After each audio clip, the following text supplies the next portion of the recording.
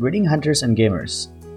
With the new expansion of Monster Hunter Rise being announced, we can't help but wonder what kind of content and monster they are going to bring into this expansion. They did say it's a massive expansion for Rise.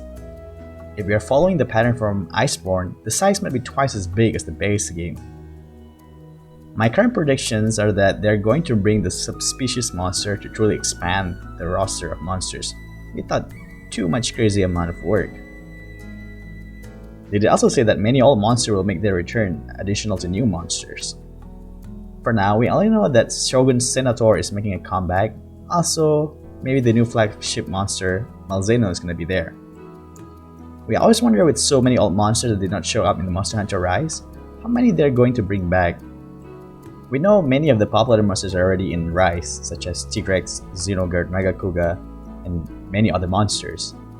So there are still so many monsters that are not as popular that most likely are coming back into the expansion.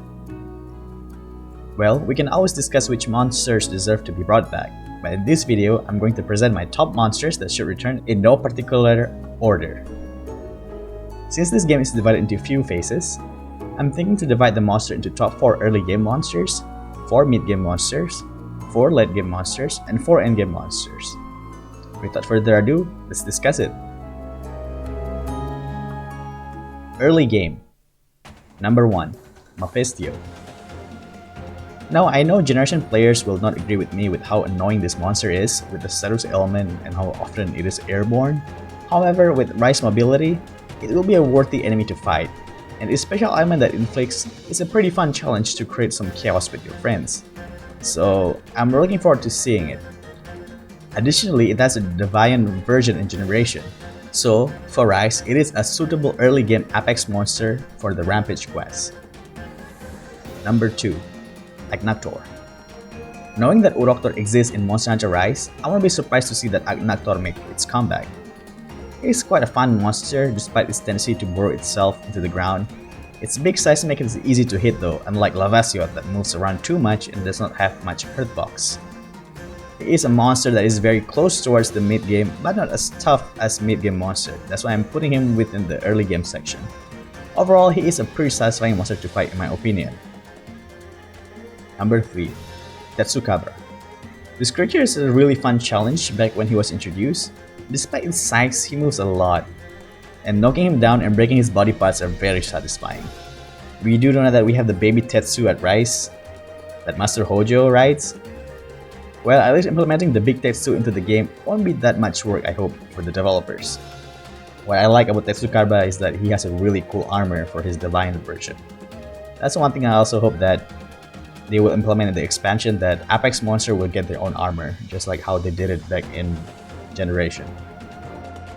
Lastly, Zemtrios. Now, we have a very interesting monster to fight. Now, I remember struggling so much fighting its subspecies, Desert Zemtrios, and keep getting one-shotted back in Monster Hunter 4 Ultimate. This monster is very fun to fight. It has the 2 forms, the normal form and the bloated form. Learning both of its attack patterns are fun, and trying to knock him out of his bloated form is very satisfying. And many people actually find him to be a rather cute monster despite he looks like a shark.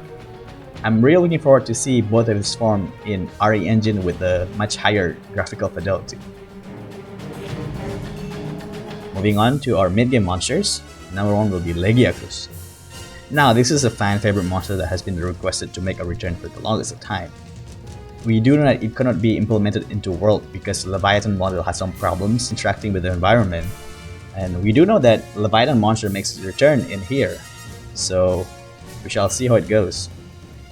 I remember him very well to be very intimidating back in Monster Hunter 3, where you were just trying to find some fish underwater, only to find these guys lurking around and try to kill you. I will never forget that experience for the rest of my life. I was so scared at that point because underwater system was new, and with how dark it is underwater, Legiacus becomes a very scary monster the first time you encounter it. With the Leviathan model is able to be implemented now, I think the likelihood of Legiacus to make its return is quite large. However, he's not that challenging when fought on ground. I really hope that Capcom is able to add some more movesets should he make a return to make the fight to be more challenging and fun. Number 2. Gore Magala. I would say this is also one of the most requested monsters to come back to the latest Monster Hunter game. Back in 4 Ultimate for its debut, this monster has special frenzy mechanics that is unique to the game. And I truly enjoy the mechanics that gives you advantage/disadvantage if you do it right. Not only on how cool and menacing this monster looks, but the moment it enrages, its attack pattern changes and some of its movesets also changes. I can guarantee that fighting Gore Magala in Monster Hunter Rise will be a lot of fun. I do hope the mechanic is back somehow, and there's a chaotic Magala variation in Monster Hunter 4 Ultimate, and I hope it makes its return.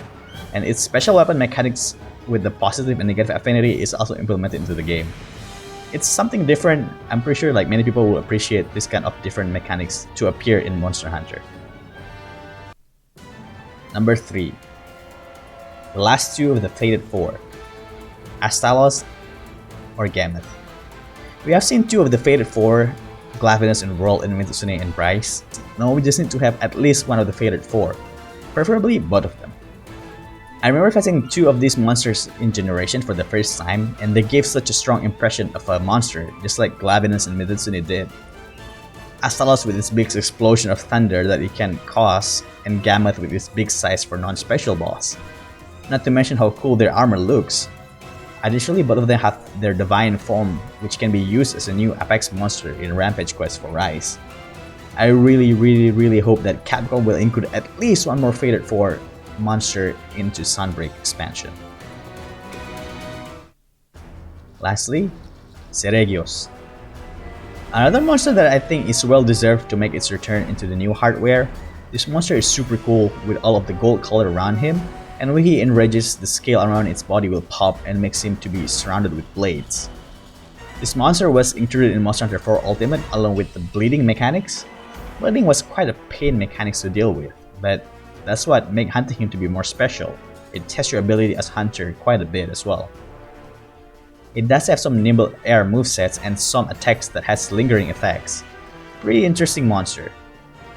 Additionally, its weapons are very unique, where it has a gimmick when you roll, the sharpness of your weapon is restored, or you can reload one bullet.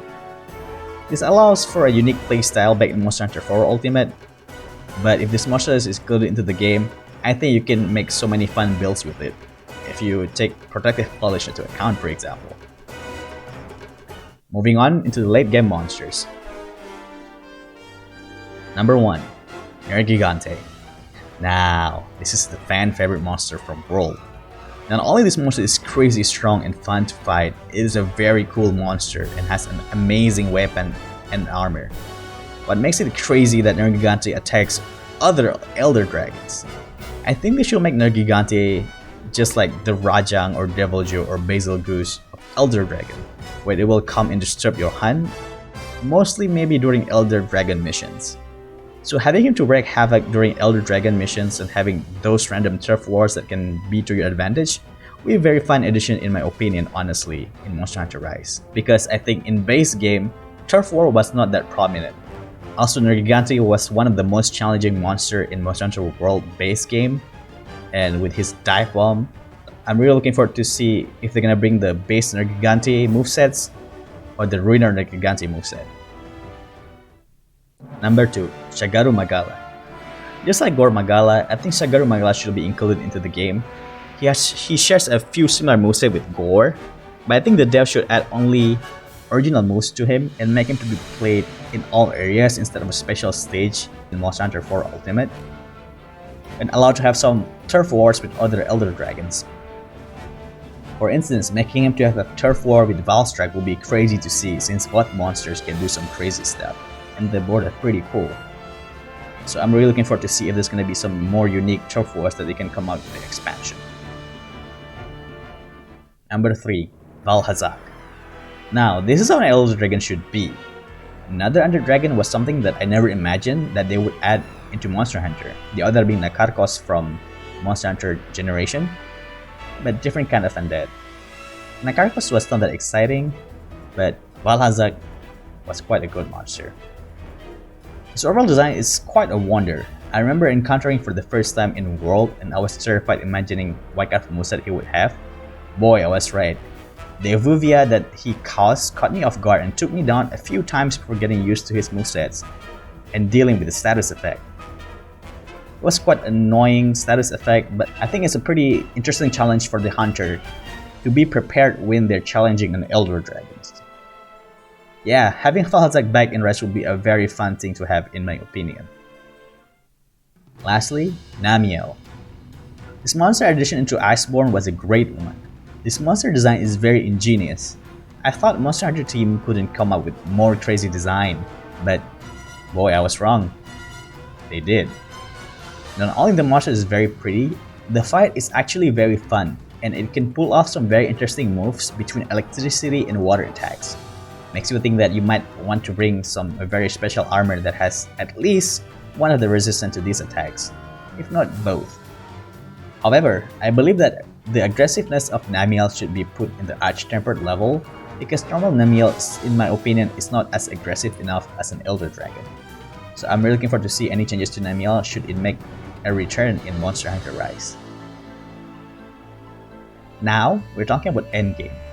There's so many very nice endgame monsters that deserve to make a return. These monsters are very memorable. For example, like Gogmazios, Dar Moralis, Chara Isvalda, and many other monsters. However, I decided to put 4 monsters that left the biggest impression on me for the first time when I fought them, and I think everyone, especially new hunters that started from World or from Rise, should experience the fight with these monsters. So here they are. Number 1. Amatsu Magatsuchi, more well known as Matsu. Now, this is one monster that I expected to appear in the base Monster Hunter Rise, due to the fact that its name alone already Japanese sounding enough, and I was very surprised to find out that he is not in the base game. I have a big hope that he will come back to Sunbreak due to the fact that this monster tends to be airborne most of the time, like Narwa and Ibushi, which will be a very fun fight when we utilize the wire bugs in Rise. I believe Capcom should make a very systematic fight with Amatsu like how they did with Fatalis in World, where the fights are divided into phases and utilizing many tools around the area. But might be a tad bit generous with time limit because Fatalis was brutal.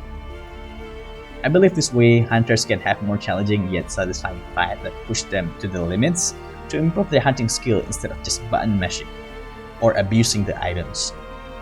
Because I feel that Rise is not challenging enough when it is tackled with 4 players especially. So if they can manage to bring back a systematic fights like Fatalis, I think they can make Rise to be even more fun for players who are looking for challenges. Number 2. Alcantor or Ucanlos. Now, this is something that I also have been wanting for a while. A gigantic monster that can be hit because it's super big. We did have a giant monsters in the world like Kultharo and Sabijiva, but their fight is very raid-like and it is not as satisfying to fight. I just want to have a gigantic monster that we can fight in one big arena, and we can have a team that focuses in different parts of the monsters to hit. I still remember how fighting them is very satisfying because all we do just hit until we slay them. No gimmicks, just us in open space and them. Just because they have a lot of spot hit, it doesn't mean they're pushovers though. They hit really hard and their attacks tends to be AoE. So you need to prepare a lot in learning when to attack and when to evade, or when to heal. Slaying them always satisfying for me no matter how many times I did it. I don't mind having either of them since the way they are fought are very similar. It will be better if you can have both of them though. More monsters are always welcome, isn't it? Number 3. One of the remaining Fatalis. This one I won't talk much, I just want that Fatalis fight from World to be back in Rise. Very systematic, with limited time, but this time around either with White Fatalis, or Crimson Fatalis, or even a new Fatalis. One of the reasons why it should be the normal Fatalis because we just had it in World. I think people need a little bit of break with normal Fatalis. I think it's about time the new player feels the terror of fighting White or Crimson Fatalis, just like how crazy it was back in Monster Hunter Portable.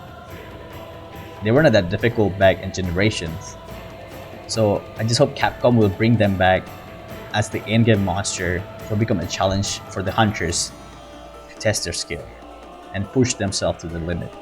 Because I remember that when I slayed fatalities in World, that was one of the best feeling I've ever felt in my life. I felt so accomplished in killing fatalities because it's not an impossible challenge, and I had to put everything that I got just trying to slay this monster. So Capcom, please bring white or crimson fatalities back, and let us show off their amazing looking armor and better hardware for all the new players to see. The last monster in this list will be the Llamadur. This is one of my favorite monster in Monster Hunter series, just from his design and size alone.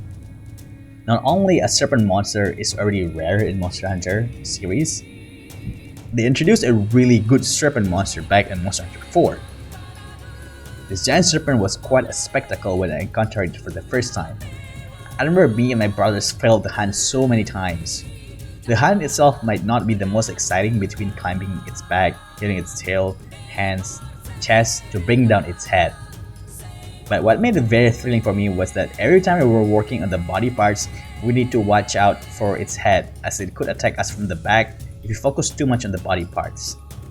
And this fight really tests your teamwork with your teammate and how to coordinate which part to attack and who should heal, and everyone should warn each other when they should be dodging and when they should be healing.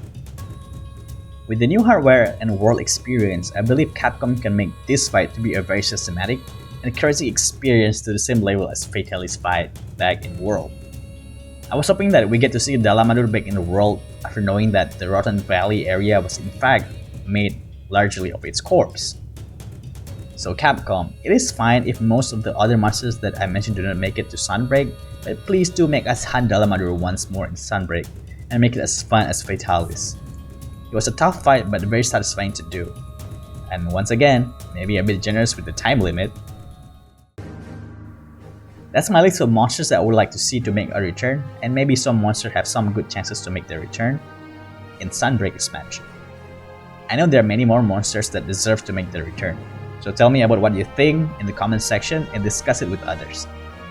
I've been playing Monster Hunter since the first game in PS2, so I really look forward to see these old monsters in a new hardware. So when they said Sunbreak going to make a return of many old monsters, I was super excited to see what kind of old monsters they're going to bring back, since many classic fan favorites already made their way into the base game. Thanks for watching, gamers and hunters. Do leave a like and subscribe to my channel for more video game discussion videos, and I'm going to cover more Monster Hunter topics in the future. The next video, stay sharp, hunters!